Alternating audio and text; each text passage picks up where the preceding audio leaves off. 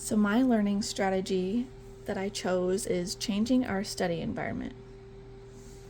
So research says changing locations prevents students from burning out or getting bored at any one particular place and keep their mind refreshed and stimulated.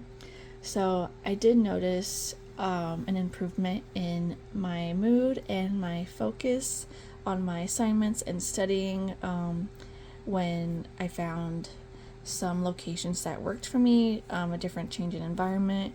It also reduced stress, and it also encourages the way you think about your work, and it does help you get out of that procrastination rut.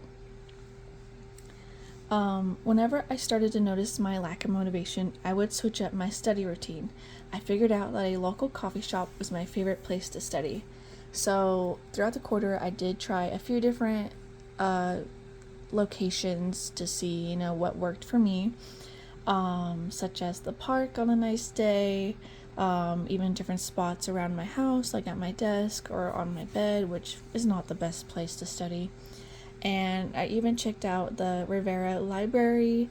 I also found out that it wasn't really a good place for me to study personally. I know a lot of people love to study at the library, but that just didn't work for me. But when I went back to a coffee shop that I've been to before in the past, not for studying, but I just have been there, I gave that place a shot, and it's definitely a place I'll go back to for the upcoming quarter. It's just, for me, that really worked for me. It helped me kind of stay more focused rather than just being at home and studying.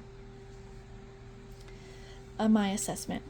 The primary outcome of using diverse study locations was an improvement in memory recall and overall academic performance. The changes in my study location strategy helped me achieve my study goals by creating a focused and distraction-free environment, which improved my concentration and motivation. So, yeah, the changes in locations definitely helped. I noticed an improvement, especially from the distractions. I noticed that if I'm at home while I'm studying, I tend to purposely distract myself. I'm trying to avoid it, doing my homework and such. I'll look around and I'll see, oh, I need to do my laundry, there's a pile of clothes, or I need to clean the bathroom, or such and such. And so when I would be in a new environment, like the coffee shop that really worked with me, I noticed I was more focused and more motivated, and stayed concentrated for a lot longer than I was when I would be at home. Evaluation. My goal is to move away from a single fixed method and toward making a dynamic, inclusive system that equips students with self-directed learning skills. So, as a future educator, I know that my students will all have different learning strategies. Everyone, just because what works for me does not mean it's going to work for them. So I'm very self-aware of that, and so I do want to make changes according to my students.